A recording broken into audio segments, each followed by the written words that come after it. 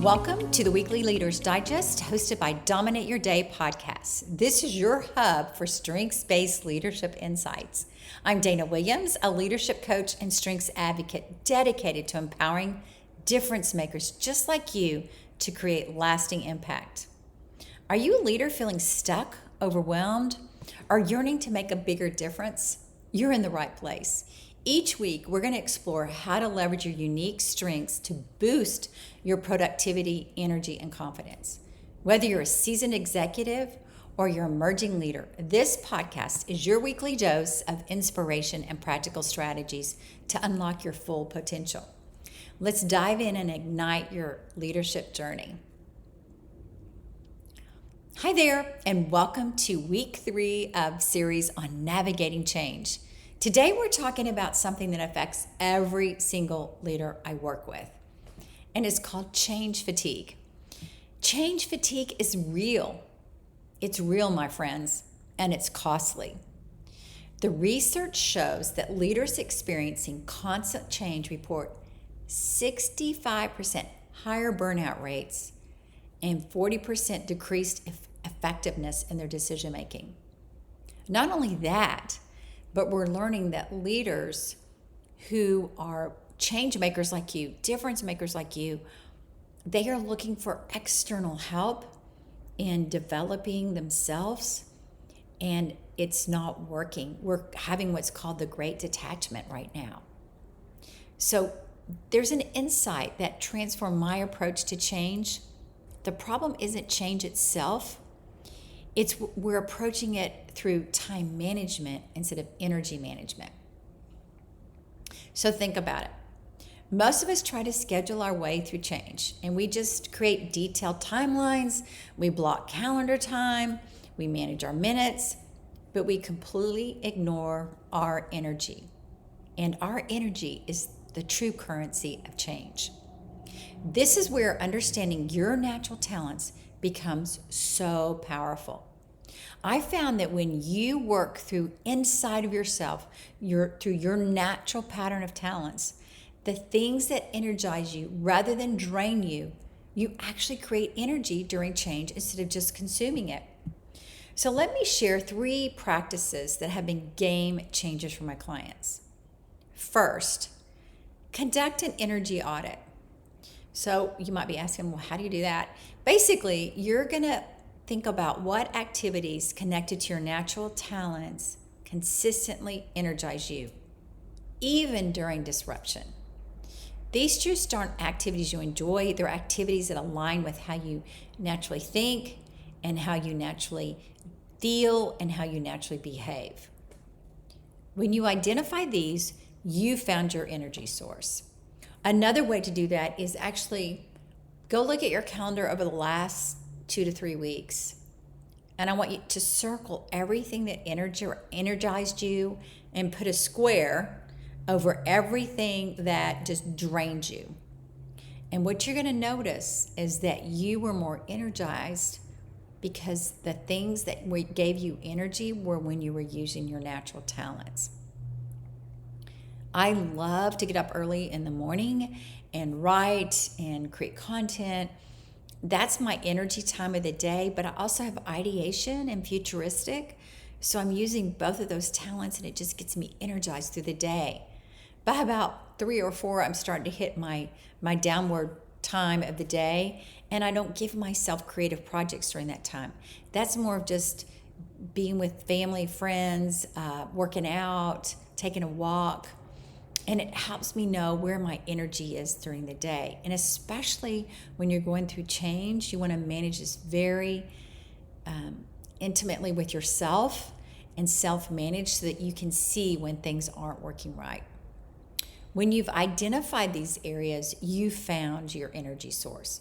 For example, my energy source is the morning. And it's also when I can intentionally apply the strengths that give me energy to do the things I love to do.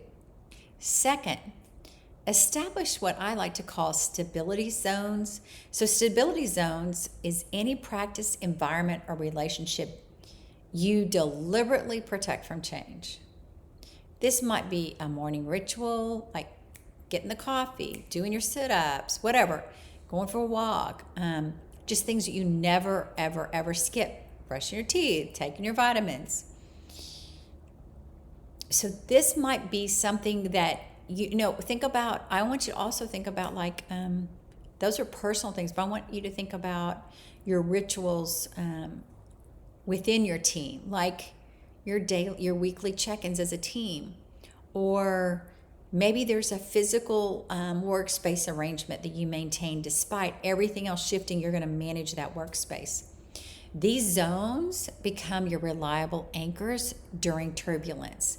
So you always want to make sure that you're protecting those areas and that you want to deliberately keep them from change.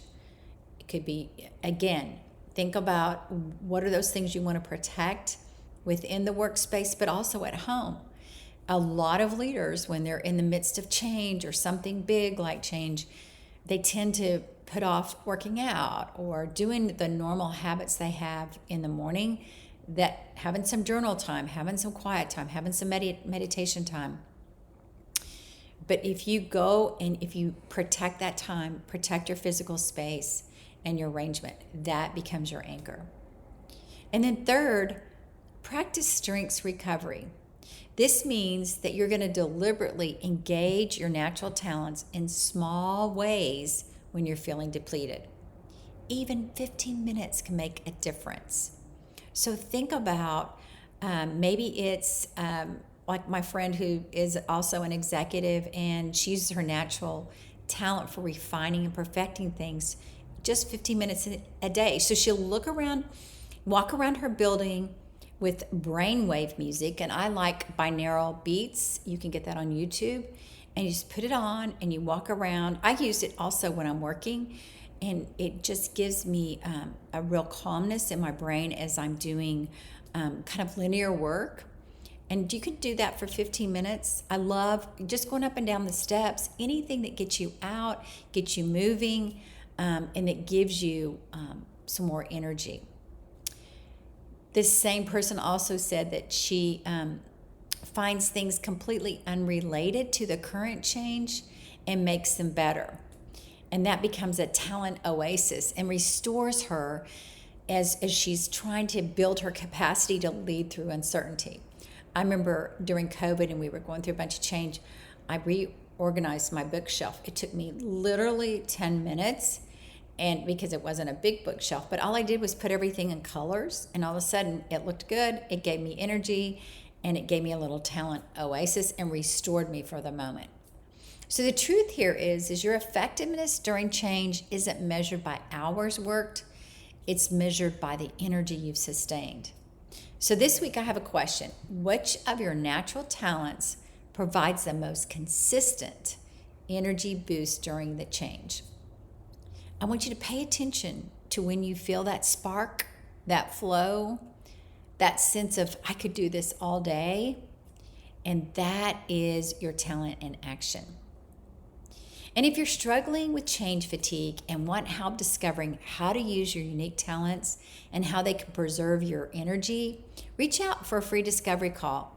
And there's a link in the show notes. Until next week, remember that managing your energy through your natural talents is the true secret to sustainable change. Thank you for tuning in this week to the Weekly Leaders Digest. Remember, you are unique, and there is no reason for you to settle for anything less than being a difference maker with impact. I truly believe that when you embrace your uniqueness, you'll find yourself more productive, more energized, and more confident in your leadership. If you've enjoyed this episode, please subscribe on your favorite podcast platform and share it with fellow leaders. Your feedback in the form of ratings or reviews means the world to me. And if you're ready to take that next step for your leadership journey, just visit our website, danawilliamsco.com. And you can schedule a discovery call, or you can pick up your favorite copy of the Strengths Journal. And we are here for you. And I just want you to know that. And we're so glad you're with us. Until next week, this is Dana reminding you that your strengths are your superpower. Use them well.